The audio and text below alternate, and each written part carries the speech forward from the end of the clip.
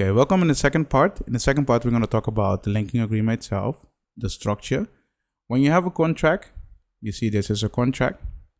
You always have three sections. You have the intro part, you have the body, let's call this the body. So you have the body and you have the outro part. So most of the time in the intro, people will put who are the parties who will sign the contract, so the parties, and why did they create a contract. That's important, so you put it in a contract. At the end, you just put who are the names of the people going to sign it and which law apply to this contract. So it's important to know what's in the end. And what you need to keep in mind is the body. The body, most of the time you put articles in the contract and you explain what it is, and yeah, all those things you can put in a contract. It's technically real simple. So we have one, the intro, we have the body, and we have the outro. Call it whatever you want. Sometimes you have some contract, they have some extra attachment, and that's just saying this part or this document also is making a part of the contract. So technically, when you have an attachment, a lot of documents, they will refer in a contract to that attachment. That means this attachment is part of the contract. Keep that in mind. So here we have a linking agreement. And what you need to keep in mind is there are some things you can put in a linking agreement, but this is a simple linking agreement. It's just, you'll be like, okay, you know what? I have a website with a lot of traffic and I will put your name on a website. You can say, hey, I can put it here, or I can put it on the main website. It doesn't matter. Or I can put it as a widget on the website. Doesn't matter. The people can pay you. Who can use it?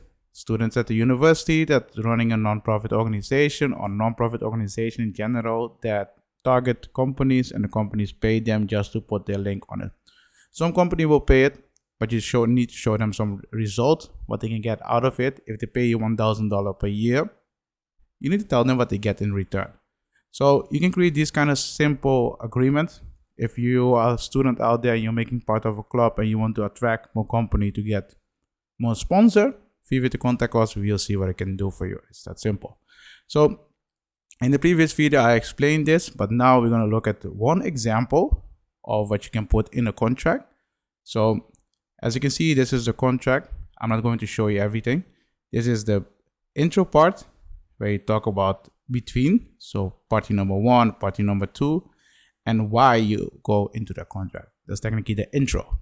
So the second part, the body, will start here. You're gonna be like, okay, when they provide a link, what kind of link do you want from them? And you're gonna be specific what you're going to do for them. And you can put it in here. This is just an example. You can download this template. You can order it on the website. The link is in the description. And then you have the compensation. The compensation is when you put the link on the website or whatever you put on the website, you want a compensation for it. So you can ask, for example, $1,000 per year, $500 per year. It depends what you're offering them. So these things are really important. They provide you a link, you get a compensation for it. You need to be specific what you're going to do for them. Keep in mind, you need to be specific what you're going to do for them. So these are the important thing. In the next video, we're talking about the other articles. If you have question about this, what you can do is just go to Discord, create support ticket. The link is in the description. And there, I will try to answer your question if I can. If I can not, yeah, I will refer you to the right person. So if you like this video, subscribe. Seriously, subscribe. Don't forget to like the video. See you in the next one.